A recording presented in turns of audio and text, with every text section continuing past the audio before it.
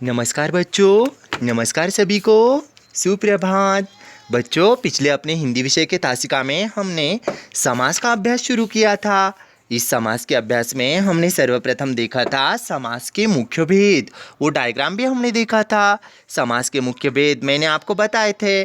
तत्पुरुष समास। अब तत्पुरुष समास के दो भेद भी हमने देखे थे, कर्मधारय समास और द्विगु समास। तो आज के तासिका में हमें समास का नया भेद देखना है।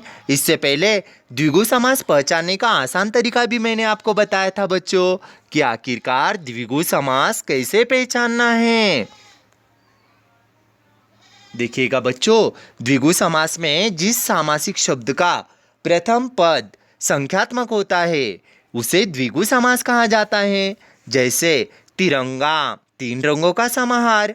षडरस, षट यानी छह रसों का समाहार। त्रिवेणी, तीन वेणियों का समूह। चतुर्भुज, चार भुजाओं का समूह। त्रिफला, तीन फलों का समाहार।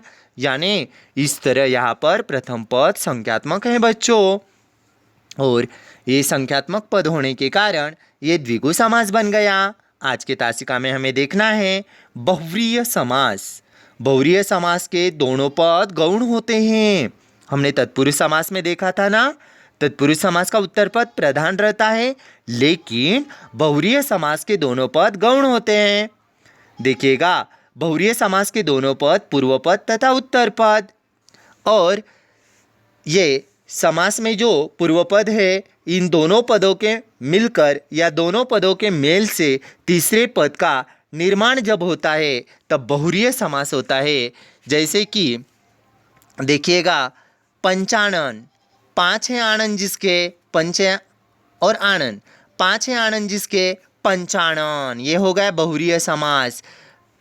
पीतांबर, पीत अधिक अंबर, ये दोनों पदों के मेल से बना है पीतांबर। पीत अधिक अंबर, पीतांबर, यानी यहाँ पर नया शब्द बन गया तो वो हो गया बहुव्रीहि।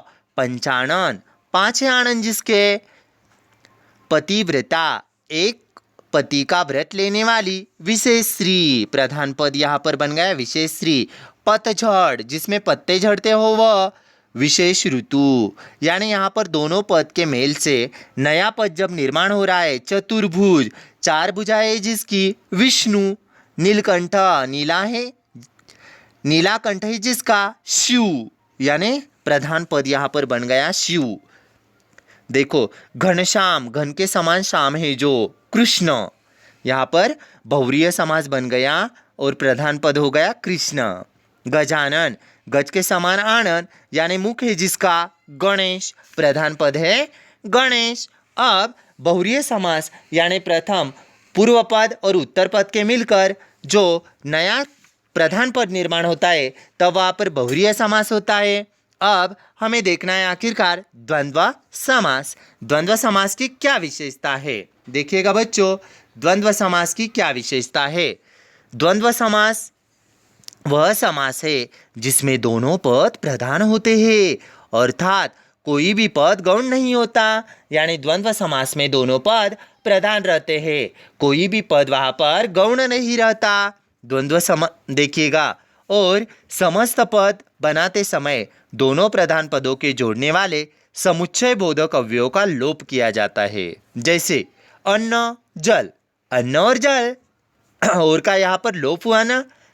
आटा, दाल, आटा और दाल। गंगा, जमुना, गंगा और जमुना। जीवन, मरण, जीवन और मरण। धनी, मानी, द्वंद्व। पति, पत्नी, द्वंद्व। भीम, अर्जुन, द्वंद्व। राजा, प्रजा, द्वंद्व। सुख, दुख, द्वंद्व समास। आगा, पीछा, द्वंद्व समास। खरा, खोटा, खरा तथा खोटा, द्वंद्व। छात्र, छात्राएं, छात्र और छात्राएं, द्वंद्व। देश, विदेश, देश और विदेश, द्वंद्व। नर, नारी, द्वंद्व। बाप, दादा, बाप और दादा, द्वंद्व। यानी बच्चों, द्वंद्व समास में दोनों पद प्रधान रहते हैं, दोनों पदों का महत्व रहता है। तो ऐसे हो गया द्वंद्व समास। अब हमें समास का आखिरी भेद देखना है। तो चलो बच्चों, देखते हैं समास का आखिरी भेद। आखिरकार समास का आखिरी भेद कौन सा है। तो समास का आखिरी भेद है अव्ययभावी समास। अव्ययभावी समास का पूर्व पद कोई अव्यय अविकारी शब्द होता है, जैसे बा अदब समस्त पद पर बा अदब के योग से बना है। इसमें पूर्व पद बा अव्यय है तथा इस समास का विग्रह अदब के साथ। अव्ययभावी समास के अन्य उदाहरण देखिएगा।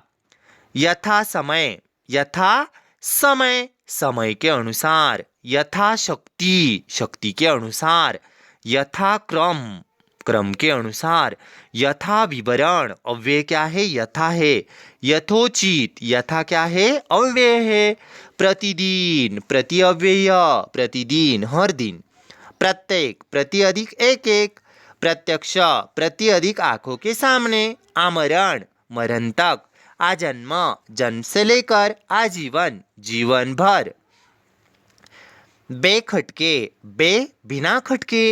यानी अव्ययभावी समास में क्या होता है, प्रथम पद अव्ययभावी समास में क्या होता है, प्रथम पद क्या होता है, महत्वपूर्ण होता है, तो वो अव्ययभावी समास बन जाता है। यानी बच्चों समास पहचानने का आसान तरीका मैंने आपको बताया था। तत्पुरुष समास में दूसरा पद प्रधान रहता है, अव्ययभावी समास में प्रथम पद पूर्व पद प्रधान रहता है, द्वंद्व समास में दोनों पद प्रधान रहते हैं, द्विगु समास का प्रथम पद संख्यात्मक होता है, तो बहुव्रीहि समास में दोनों पद मिलकर नए पद का निर्माण होता है, तो वो बहुव्रीहि बन जाता है। और नत्र तत्पुरुष समास में प्रथम पद निषेधवाचक होता है, जैसे नास्तिक, तो निषेध वहां पर दर्शाया जाता है, तो वो नत्र तत्पुरुष समास बन जाता है। बच्चों उम्मीद करता हूँ समास के भेद आप सभी के समझ में आए होंगे। अगले तासिका में हम व्याकरण का नया अध्याय लेकर आएंगे। धन्यवाद सभी को।